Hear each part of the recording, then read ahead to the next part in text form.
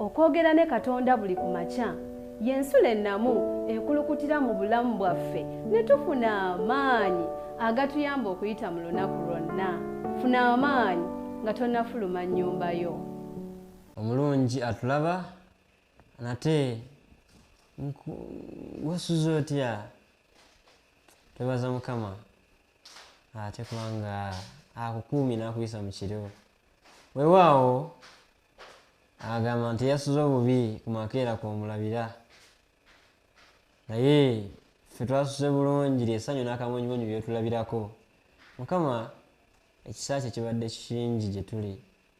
Weewaawo buli lunaku tubaako n'ekyokuyiga ekipya kye tuba tukayita akasisimuka. Pulogulamu bagiyita ensulo ey'enkya. Tusisimuka nga tunywa ku nsulo eno ey'obulamu. Gwe naali eyo gamba mukwano gwo, gamba muganda wo, gamba mwannyinaze nti buli lunaku tugenda kubeera nga tusisimuka, nga tusisimukira ku nsulo ey'enkya, ensulo ey'obulamu, ensulo etakalira. Weewaawo n'olwaleero tuzze ekyokuyiga ekinyuvu ddala. Nga tunabagenda mu maaso ngenda kusaba tuyimba oluyimba lwaffe namba 52 n'oluvannyuma tugende mu maaso ate n'ekyokuyiga kyaffe. Agamba nti mpa ekitabo ekitukuvu. Weewaawo Mukama akuwe omukisa. Mu maaso go nze muyinza Edison Kizza Shema, ndi omuweereza ku kanisa eno eya Kabulengwa English Sabbath School wansi wa Kampala Central Church. Weewaawo nga tuzze nate okubaako kye tuyiga. Gwe n'abadde atugoberera weebale nnyo, Mukama akuwa omukisa. Buli lunaku teweerabira mu ssaawa zaffe 11:30 tuba tunywa ku nsulo ey'obulamu mu pulogulamu yaffe eno ensulo ey'enkya. Ali ku Avento Productions weebale nnyo kubanga ate naawe olaba obubaka buno. Mwenna abalina Avento Media App mwebale nammwe, ate era naawe tugoberera ku mbeera ey'enjawulo ku website n'abalala mwenna. Mukama nammwe abawe omukisa. Gabanako n'omulala obubaka buno ate naye yeyongera okubanga aganyulwamu. Nedda tekisoboka gwe mutwe gw'ekyokuyiga kyaffe eky'olunaku olwaleero. Nedda tekisoboka. Katuyombeke tusabe. Mukama Katonda waffe weebale nnyo kubanga otuleese okuyiga ekigambo kyo enkya ya leero. Tusaasire otusonyiwe tusobereza mu maaso go. Oyongere okutuluŋŋamya n'okututeekateeka ate era obubaka bwako bugenda okujja mu linnya lya Mukama waffe Yesu Kristo. Olunaku olw'ejjo twayize ekyokuyiga nga kigamba nti mpa ekisa nkwate amateeka go. Twalabye nti twetaaga ekisa kya Mukama okusobola okukwata amateeka ge ate n'okugatambuliramu. Ne tulaba nti amateeka tegasobola kutulokola ku bwago era tulina okubanga tufuna tutegeera ensibuko y'obulokozi. Weesiga amateeka go wenna ali eyo n'ogamba nti nze nkuta amateeka gange maze, obeera weesimidde, ebeera weerungidde eddagala oba weekoze ekizibu, obeera weerungidde eddagala eririmu obutwa namuzisa.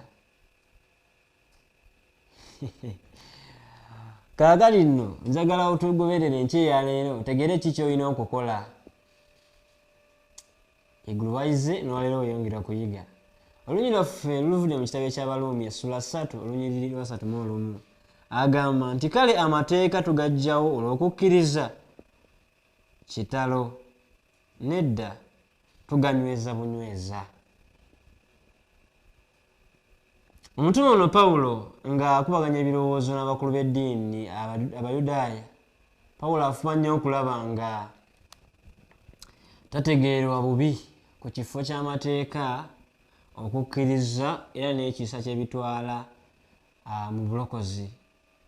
Ebintu biri bisatu: amateeka, ekisa n'okukkiriza. We are saved by grace through faith. Ate amateeka go gajjirawa? Weewaawo akozesa enkola gye tuyita Socrates ey'okubuuza ebibuuzo ebiyigiriza nga birina ekyokuddamu ekigaana. Olunyiri lwaffe lugambye nti amateeka tugajjawulo okukkiriza n'agamba nti kitalo. Nedda, tuganyweza bunyweza. Enkola eyo gy'akozesa abuuza ekibuuzo n'addamu n'ekyokuddamu ekikola kitya ekigaana. Kimuyamba okunnyonnyola abantu okutegeera okubanga tebatabikka bintu bino bisatu: ekissa, okukkiriza n'amateeka, ebifo bye bitwala mu bulokozi bwaffe. Weewaawo omutume ono Pawulo ayina engeri gy'awa ennyanjula ku nsonga z'ebyeddiini ezinnyonnyola awamu n'okuggumiza okukontana n'okugaana mu ngeri ey'enjawulo. Mu ngeri ayina engeri gy'abuuzizzaamu ekibuuzo n'agamba nti kitalo. Nedda. Okugaana kuno kw'amaanyi era tekuleeta takuleeta mu butategeera oba mu kubuzaabuza ekintu ekibuuziddwa, naye aleeta okugaana mu ngeri esaanidde ate era enziggumivu. Pawulo akozesa engeri eyo okubuuza emirundi 14 mu bbaluwa ze zonna, ng'abuuza ekibuuzo n'addamu mu ngeri egaana. Emirundi gyonna gisooka kuba nga nnyonnyola, okugeza nga mu Baluumi mu ssula eno ey'omukaaga olunyiriri olusooka n'olwokubiri. Wulira by'abuuza: kale tunayogera tutya? Tunyiikirenga okukola ekibi ekisa kyeyongerenga? Kitalo. Abaafa ku kibi tunaabeeranga tutya abalamu mu kyo nate? Omusajja ono Pawulo akozesa enkola eyo ng'ayigiriza aleetera abantu okuba nga bategeera bulungi, nga tebabuzaabuziddwa ate nga tebatabise bintu bino bisatu, nga ataddewo clear boundaries, ataddewo clear explanation about each and everything. Engeri gy'akozesaamu gye tuyise Socrates ey'okubuuza ekibuuzo ate n'addamu mu ngeri egaana. Agikozesa ne mu ssula ey'omusanvu olunyiriri olw'omusanvu. Wuliriza bw'abuuza: kale tunayogera tutya? Amateeka kye kibi? Nti kitalo. Naye sanditegedde kibi wabula mu mateeka, kubanga sandimanye kwegomba singa amateeka tegayogeranga nti teweegomba. Akozesa enkola eyo okusobola okuyamba abantu okumanya omuwendo oguli ku mateeka ate n'ekifo kye gazannya mu bulokozi. Tulabye ekyasoose nti amateeka tegavaawo lwa kukkiriza wabula ganywezebwa bunywezebwa. Ne tulaba ekyokubiri nti amateeka kye kibi, nti nedda. Tweyongere okukola ekibi ekisa kyeyongere, nti nedda. Tetubeera balamu lwa kukola kibi wabula nga tunyweza amateeka. Neyongerayo n'addamu n'atubuuza ekibuuzo ekirala: amateeka kye kibi? Nedda. Tetusobola kutegeera kibi okuggyako nga amateeka weegali. Kankubuuza ekibuuzo muganda wange ne mwannyinaze: oyinza otya okukwatibwa ku luguudo ng'ovuze ndiima okuggyako ng'etteeka lyagamba nti tokkirizibwa kuvuga ndiima? Oyinza otya okukwatibwa ku luguudo ng'osaze ebitala okuggyako nga amateeka gagamba nti ebitala ebigamba stop ng'ostopinga? Tosobola kumanya nsobi okuggyako nga waliwo amateeka. Toyinza na kwetaaga kisa, ate ekisa weetaaga kyaki? Omuntu akwatibwa ekisa gyo yakoze ensobi n'asonyiyibwa, gwe atalina buzibu bwonna bw'okoze, ekisa kyaki kye weetaaga? Kyekiva kituuka nti nakoze omusango, bankute ku luguudo, I was overspeeding, yet the law says overspeeding is what? Is dangerous and therefore it is prohibited. So okukwatibwa ekisa kwe kusaba ekisonyiwo n'enkiweebwa kubanga mmenya etteeka. Jina ntegedde ntya nti kikkirizibwa kuvuga ndiima ng'etteeka teryagamba nti don't overspeed. Agambye nti nanditegedde ntya okwegomba kubi kujjako ng'etteeka lyayogera nti teweegombanga. Okukkiriza ekisa n'amateeka. Weewaawo jjukira omutwe gwaffe gugamba nti nedda tekisoboka. Kiki ekitasoboka? Okuggyawo amateeka. Era ogenda mu maaso n'osoma ne mu Bagalatiya 3:21 Pawulo ayongera ebigambo ebyo. Engeri eyo gy'akozesa ya Sokulatiisi ey'okubuuza nga waddamu ng'agaana. Agamba Bagalatiya 3:21 kale amateeka tegatabagana n'ebyasuubizibwa Katonda? Kitalo. Kuba singa amateeka gaaweebwa nga ge gayinza okuleeta obulamu, ddala obutuukirivu bwandibadde mu mateeka. Kwegamba engeri eno gy'ayogeramu ekibuuzo akibuuza nga kiri kiriya n'agamba nti nedda. Kale neeyongerenga okubba olw'okuba nti waliwo ekisa?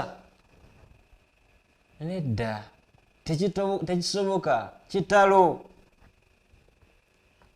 Omusajja ono Pawulo engeri gy'ayogeramu ebintu bye, he was mu bayigirizwa ba Yesu oba mu batume ba Yesu, Pawulo tumulaba nga musajja wa njawulo ku Peetero. Peetero kyava agamba eri nti ne mu bbaluwa za Pawulo bingi ebitategerekeka, abamu bye bakyamya abatakola ki? Abo abatategeera bulungi bintu ebyo ne babikyamya olw'okuzikirira kwabwe bo. Pawulo ono yali musajja ali logical. He would want to reason with people. Yalekangawo ebintu nga biri logical.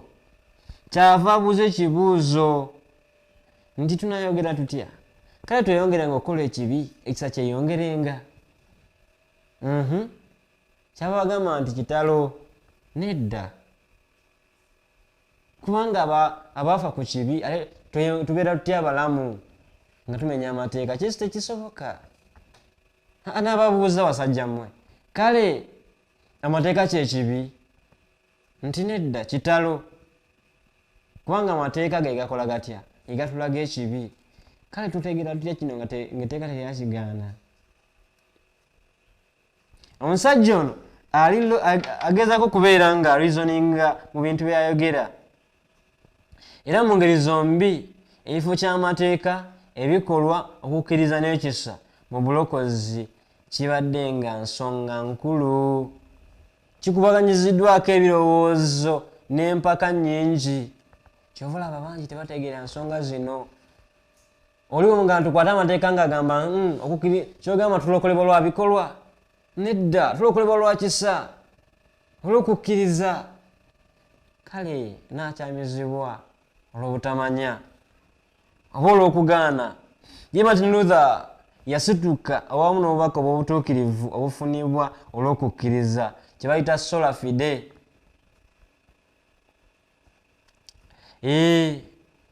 Okukkiriza kwe bayita okukolwa ku bulokozi obufunibwa olw'ebikolwa ng'enjigiriza nga yali ayagala kubanga annyonnyola nti enkola eno yaleeteddwawo bwa paapa nti okukkiriza obulokozi obufunibwa ku bikolwa byo. Yali agezaako okunnyonnyola abantu ave mu bulimba obwo. Martin Luther kyava aleeta enjiri eno ey'okulokolebwa nti kye bayita salvation by faith. Omusajja ono kyali agezaako okunnyonnyola. Abamu ku bayigirizwa be baategeera amateeka nga gawakanyizibwa ddala enjiri. Ate ekibinja ekirala kyo ne kiraba nti obulokozi bwo bwesigama ku kukkiriza, ekifo n'obuwulize. nti okukkiriza Kristo kutambulira ku kukkiriza, kutambulira ku buwulize. Toyinza kuŋŋamba nti nze Mukama wo ku mulimu naye nga byenkugamba tobikola. That is not a reality. Tekisoboka. Singa ogamba nti nze Mukama wo ate nga byenjagala si byokola, kitegeeza olina Mukama wo omulala. Obuwulize kintu kikulu era nsonga nkulu nnyo mu kukkiriza kwaffe. Obulokozi bwesigama ku kukkiriza n'obuwulize eri enjiri. Nga tuwulira enjiri tulina okubeera abawulize.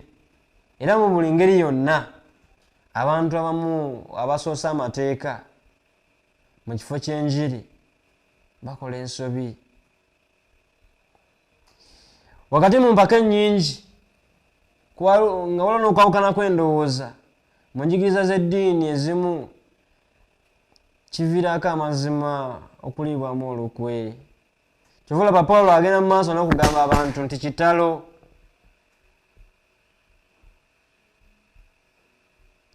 Kitalo. Nedda.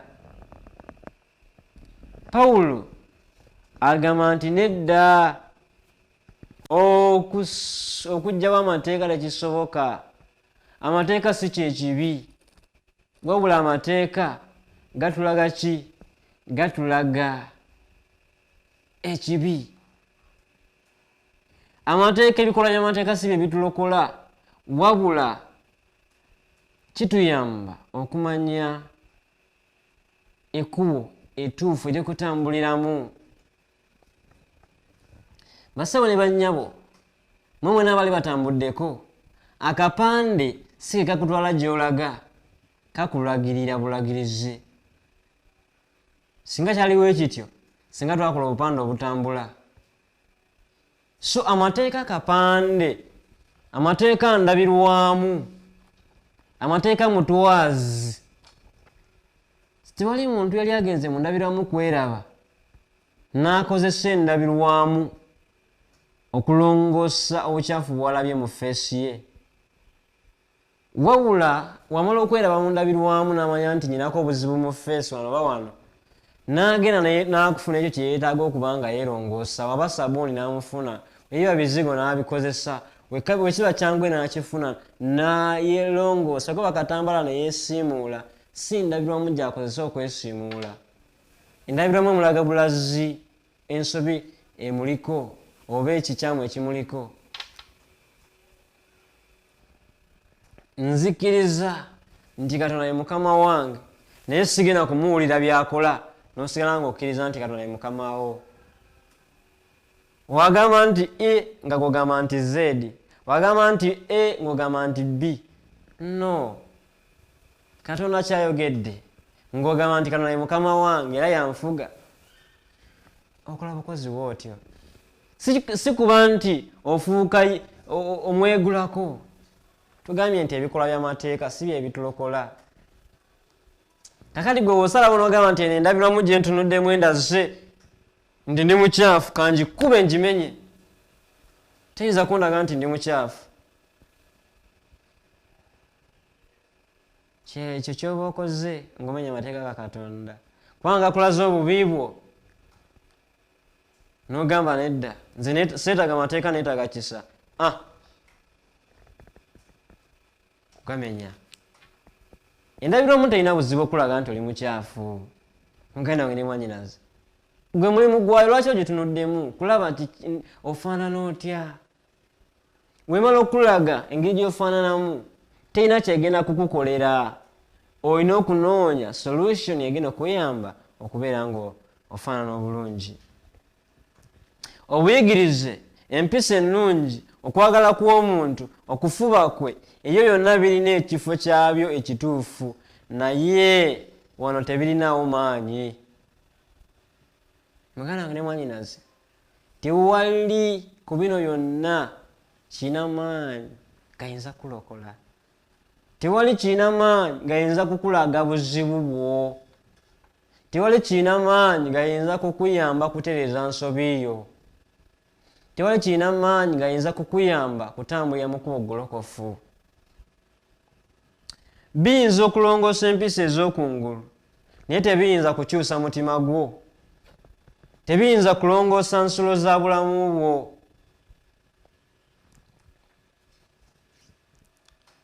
Muganange ne mwannyinaze byonna birina ekifo kyabyo. Osobola okuba nga abantu tebakulaba bagamba yes that person, I would like to be like that person, naye ng'ekituufu kiri nti tekikuyambye, tekigenda kulongoosa mutima gwo. Ki ekirongoosa omutima gwaffe?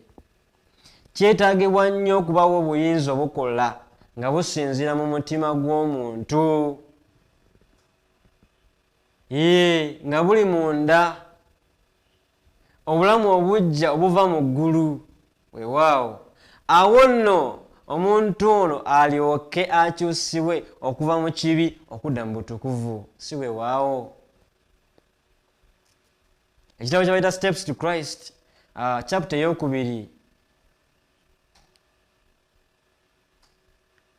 egamba sinners need for Christ, obwetaavu bw'omwonoonyi eri omulokozi. Nze naawe twetaaga amaanyi ag'enjawulo nga gakolera munda mu ffe agayinza okutuyamba okutuuka ku bulokozi. Tewali kitundu ku ffe, tewali buyigirize, tewali empisa nnungi, tewali kwagala kwaffe, tewali kufuba kwaffe kuyinza kutuyamba kulokolebwa. Naye agambye byonna birina ekitundu kyabyo mulamu, naye weetaaga ekyenjawulo ate nga tekigenda kuva wabweru, kirina kuba nga kiviira ddala munda mu mutima gwo. Mu ngeri ennyangu, okubikkulira essula 3 olunyiriro lwabiri, njagala tulusome nga tumaliriza ekyobuyiga kino. Essula 3 olunyiriro lwabiri, ekitabo kyakubikkulirwa. Bayibuli egamba, kubikkulirwa 3 olwabiri, laba nnyimiridde ku luggi neeyanjula, omuntu yenna bw'awulira eddoboozi lyange n'aggulawo oluggi n'ayingira gy'ali era n'aliira wamu naye nange. Kaakati weetaaga ekyenjawulo ekiyinza okuyingira mu mutima gwo. Ye Katonda, ye Kristo atule mu mutima gwo, ate ye agamba nti ndi wano neeyanjula, nnyimiridde ku luggi nkonkona, gulawo nnyingire.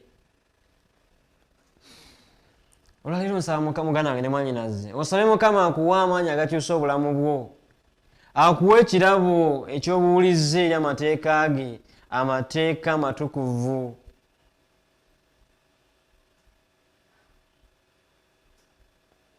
Omusajja ono Pawulo agezezzaako ekisoboka okunyweza ensonga eno ey'amateeka. Amateeka tegavaawo lwa kukkiriza, amateeka tegavaawo lwa kisa, wabula ganywezebwa bunywezebwa olw'ekyo. Omusajja ono gwe bayita Dawudi agamba nti amateeka matukuvu, ne Pawulo akiddamu nti amateeka matukuvu, malungi. Nyweza amateeka mu bulamu bwo muganda wange, kkiriza Katonda akola omulimu mu bulamu bwo. Saba nga twasabye olunaku olw'eggulo, Dawudi yasaba mu Zabbuli 119 nti ompe ekisa nkwata amateeka ago. Ensala eyo yandibadde essaalayo, nyamba nve mu kkubo ery'obulimba, nyamba onkyuse, mpa ekisa kyo. Amateeka si mugugu, naye gatuyamba okulaba. Omuyimbi kyava agamba nti ndabirwamu eyamba okulaba wakyamye. Kapande katuyamba nga tutambula mu kkubo tuleme kukyama. Oyinza ogenda n'oyita ewakyamu kubanga tewali kapande. Niwe wabeerawo akapande kakulagira nti kyama wano owete wano.